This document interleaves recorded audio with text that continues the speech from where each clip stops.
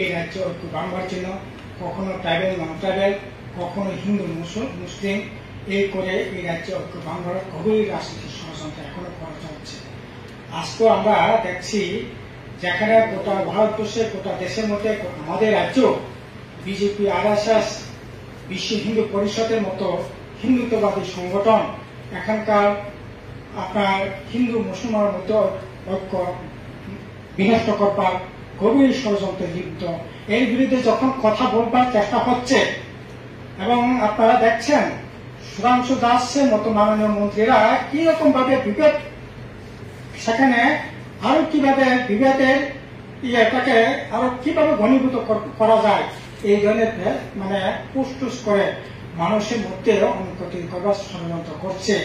এরকম জায়গায় দাঁড়িয়ে যেখানে ঐক্যের কথা বলছে আর এই ঐক্যের বিরুদ্ধে, ওই ঐক্যের পক্ষে যারা কথা বলছে তাদের বিরুদ্ধেই আজকে বিভিন্ন ধরনের সেখানে রাজনৈতিক ষড়যন্ত্র হচ্ছে।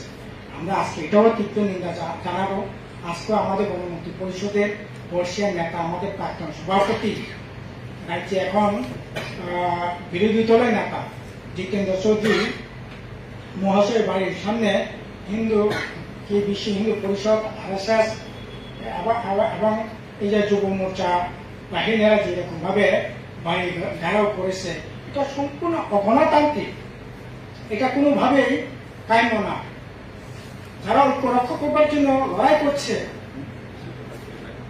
তাদের বিরুদ্ধে কথা না বলে তারা ঐক্যের জন্য কথা বলছে, তাদের বাড়ি ঘেরাও হবে, মেনে নেওয়া যায়? কাজে এই ঘটনাও আমরা তীব্র নিন্দা করছি।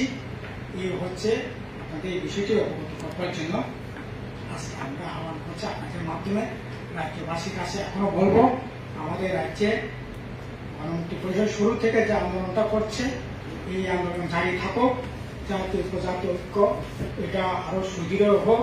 হিন্দু মুসলমান মুসলিম যে সমস্ত বিভেদকামী শক্তি বিভেদ তৈরি করবার চেষ্টা হচ্ছে তার বিরুদ্ধে গণপ্রতিরোধ গঠিত উঠুক, এই আহ্বানটুকু রাখছে আপনাদের।